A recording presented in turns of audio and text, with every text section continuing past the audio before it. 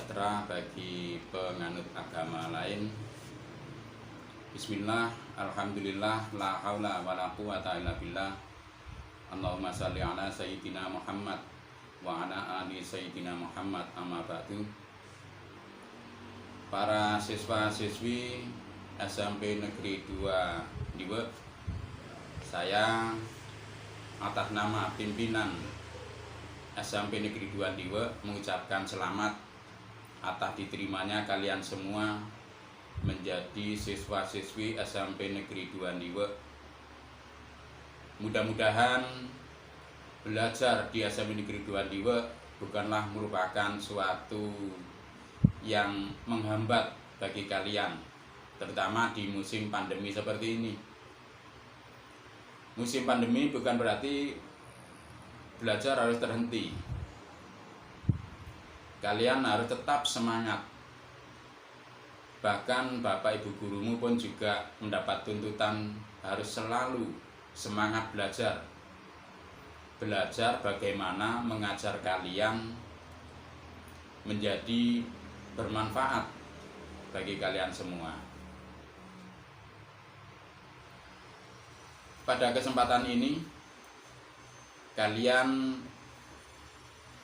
akan mendapatkan pengenalan lingkungan belajar di SMP. Tentu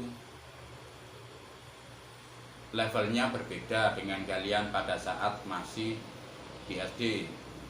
Oleh karena itulah perlu adanya pembekalan yang berupa masa pengenalan lingkungan sekolah. Kegiatan ini nanti akan langsung dikemas dalam bentuk MPLS, kemudian dilanjut dengan kegiatan bridging course. Apa itu kegiatan MPLS? Yaitu mengenali semua lingkungan belajar di SMP itu bagaimana. Kalian nanti akan diperkenalkan mulai dari Bapak Kepala Sekolah, yaitu saya, Pak Matsila, wakil-wakilnya, wali kelas, Bapak Ibu Guru mata pelajaran, sampai pada Bapak Ibu Tenaga Administrasi atau TU. Bahkan kalian juga akan diajak untuk mengenali teman-teman kalian. Nah, situasinya seperti ini kan berbeda seandainya kalian ada di suatu kelas, ada di dalam kelas. Tapi ini lewat HP, walaupun hanya sekedar lewat HP, kalian kirim foto, paling tidak itulah cara kita, cara baru untuk mendapatkan teman-teman di lingkungan SMP Negeri 2 Diwe. Tentunya tidak hanya itu, kalian juga akan dikenalkan sarana prasarana yang ada di sekolah itu apa saja. Nanti kalian juga akan diajak untuk mengenali lingkungan di luar sekolah pun juga perlu. Apalagi dengan canggihnya teknologi, tentu kalian tidak lepas dari apa yang namanya HP, yang sekarang ini belajar harus menggunakan HP. Kalau salah langkah bukan malah menjadi baik, tapi malah menjerumuskan. Nah, di situ nanti kalian akan diajak mengenali bagaimanakah cara mengendalikan HP supaya diri saya tidak terperosok lebih jauh. Memang ada segi positif dan negatifnya penggunaan HP tersebut. Mestinya kita semua segera menginginkan kondisi normal, tidak terus-menerus terkendala oleh situasi pandemi seperti ini. Untuk itu, mari kalian, keluarga, masyarakat termasuk kami di lingkungan sekolah berupaya untuk memutus mata rantai penyebaran corona. Bagaimana itu? Kemana-mana mesti harus pakai masker, cuci tangan pakai sabun, jaga jarak. Nah, ini penting supaya kita semua terus terjaga. Tentunya tidak lepas rajin-rajin memohon kepada Allah, karena Allah lah yang menentukan segala-galanya. Tanpa adanya ridho Allah, tidak mungkin apa yang kita inginkan dikabulkan. Insya Allah kegiatan MBLS itu akan dihabiskan dalam satu hari ini, mulai jam 7 sampai jam 11 lebih 10 menit. Berikutnya besok sampai hari Sabtu berlanjut kegiatan bridging course. Apa itu bridging course? Bridging course itu adalah semacam kursus atau memberikan bekal pada kalian sebelum kalian mendapatkan materi-materi di SMP. Kalian dibekali dulu dengan cara mengingatkan materi-materi yang sudah kamu dapatkan di SD. Tentunya akan dimulai dengan pretest atau tes awal. Kalian akan disuguhi materi-materi yang pernah kamu dapatkan, ditanyakan di situ. Tujuannya untuk mengetahui sejauh mana kekuatan ingatanmu, sejauh mana kamu memahami materi yang sudah diberikan oleh Bapak Ibu gurumu di SD. Nah, itu kalau sudah dikuasai dengan baik, untuk mendapatkan pelajaran di SMP, insya Allah nggak ada kesulitan. Sekarang situasinya akan berbeda. Selama 1 tahun lebih ini kalian belajar hanya dengan buka HP, buka buku sendiri. Nah, disitulah perlu ada penguatan, pembekalan melalui bridging course ini, supaya nanti kalian tidak terlalu banyak kendala mendapatkan materi yang disajikan oleh Bapak Ibu guru di SMP nanti. Setelah kalian menjalani pretest ini terdiri dari 10 mata pelajaran ya. Ada matematika, ada bahasa Indonesia, IPA, agama, terus bahasa Jawa, apalagi 10 mata pelajaran yang pernah kamu dapatkan di SD. Nah, itu nanti akan diteskan dalam waktu 3 kali 40 menit. Nah, nanti Bapak Ibu guru akan melihat hasilnya. Oh, ternyata anak saya ini masih lemah dalam berhitung misalnya. Oh, anak saya ini PKN-nya kok ada yang kurang, tapi ada yang bagus juga. Nah, dari situ nanti Bapak Ibu guru setelah membaca hasil tesmu, nanti akan ada pembahasan mengingatkan materi-materi yang belum kamu pahami dengan baik. Nah, di situ akan disediakan waktu, ada yang diajari sampai 2 jam pelajaran. 1 jam pelajarannya 40 menit. Ada juga materi yang hanya cukup disajikan 1 jam pelajaran. Misalnya seperti PKN, bahasa Indonesia, bahasa Jawa, olahraga, itu hanya 1 jam pelajaran. Kalau yang materi utama, misalnya matematika, IPA, itu insya Allah akan diberikan 3 jam pelajaran.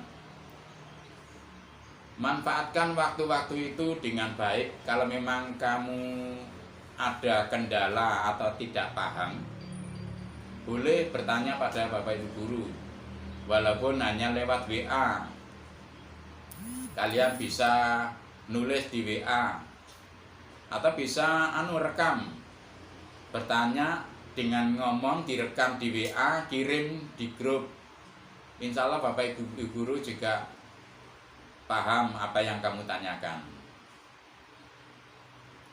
Nah, dari situ kamu akan mendapatkan penjelasan, walaupun juga hanya dalam bentuk tulisan. Memang disinilah kita harus mulai belajar dengan situasi yang baru. Kita harus bisa mengikuti perkembangan teknologi yang semakin cepat. Kalau kita tidak mau terus belajar, ya akhirnya ketinggalan. Maka tampaknya dengan adanya pandemi ini, Allah memaksa kita untuk belajar dengan cara yang lebih praktis menggunakan teknologi. Nah, dari situ sering-seringlah buka Google, di sana mencari pelajaran apa saja ada. Nah, itu tentang bridging course ya. Setelah kalian dites, kemudian diajak membahas materi, tentu nanti juga ada tes lagi yang namanya post test atau tes akhir. Tujuannya Bapak Ibu guru ingin mengetahui, setelah saya bahas materi-materi yang belum dipahami, kira-kira sudah bisa dipahami atau belum. Nah, itu akan terbaca di post test hasilnya berapa. Kalian nggak usah malu-malu kalau memang nggak paham, langsung saja bertanya, sehingga post testnya mendapatkan nilai yang bagus. Sehingga jangka panjangnya ketika kamu menerima mata pelajaran SMP, tidak sulit lagi. Nah, disinilah manfaat dari bridging course. Memang fungsinya membekali kalian, memberikan kursus walaupun hanya lewat HP. Namun ada yang perlu Pak Masila sampaikan, walaupun kalian mengikuti kegiatan ini dari rumah, tentu kami juga mengajarkan pada kalian untuk berperilaku yang baik. Salah satu diantaranya, selama mengikuti kegiatan, kalian diwajibkan mengenakan seragam SD, itu bagian dari SD, atau seragam MI yang dari MI, sesuai dengan hari. Kalau hari Senin biasanya pakai putih merah, ya silakan dipakai seragam putih merah. Yang dari MI putih hijau, silakan dipakai putih hijau. Biasanya Senin Selasa ya. Terus kalau Rabu Kamis pakai batik atau ciri khas sekolah. Kemudian Jumat Sabtu biasanya pakai pramuka. Nah, semuanya berkewajiban mengenakan seragam sebagaimana seragam kalian waktu di SD. Itu tentang seragam. Kemudian tentang berkomunikasi di saat bridging course atau di saat bertanya di MPLS ini lewat WA. Tentunya juga ada aturan. Jangan sembarang ngomong ditulis di grup. nanti akhirnya bunyinya celometan macam-macam. Harus menggunakan tutur bahasa yang bagus, yang santun. Menjaga perasaan orang lain, jangan sampai ada yang tersinggung gara-gara kalimatmu. Jangan ada mengupload atau memposting gambar-gambar yang tidak berguna, lebih-lebih gambar yang tidak senonoh. Malah kalian akan kena sanksi kalau punya kebiasaan seperti itu. Itu hal yang tidak baik. Akhirnya orang lain menjadi resah. Selain itu, kalian juga diwajibkan tertib waktu. Di saat diberikan materi, mungkin di situ ada tugas. Nah, jangan ditunda-tunda kalau ada tugas. Itu kebiasaan yang biasanya terjadi, padahal itu kebiasaan yang tidak baik. Awal dari orang gagal dalam menjalani kehidupan itu karena biasa menunda waktu, menunda-nunda kesempatan. Begitu mendapatkan tugas langsung dikerjakan. Kirimnya jangan molor-molor. Misalnya diberi batas waktu jam 10 harus kirim jawabannya. Ya segera diselesaikan, jam 10 dikirim. Berikutnya yaitu tata tertib sekolah. Sebagai siswa tentu harus patuh dan tunduk pada aturan yang diberlakukan di sekolah. Misalnya nggak boleh membiarkan rambutnya gondrong. Sebagai pelajar mesti harus berpenampilan rapi. Sering selama kegiatan pandemi ini siswa tidak terpantau oleh Bapak Ibu guru. Di rumah tahu-tahu ketika mengumpulkan tugas ke sekolah atau mengumpulkan rapot, Bapak Ibu guru kaget, loh kok rambutnya dawa-dawa. Nah itu nggak boleh. Jadi kapanpun harus selalu berpenampilan rapi, walaupun di rumah. Saya kira itu untuk sambutan kegiatan MBLS ini, mudah-mudahan bermanfaat. Dengan ucapan Bismillahirrahmanirrahim, kegiatan MBLS secara resmi dimulai. Assalamualaikum warahmatullahi wabarakatuh.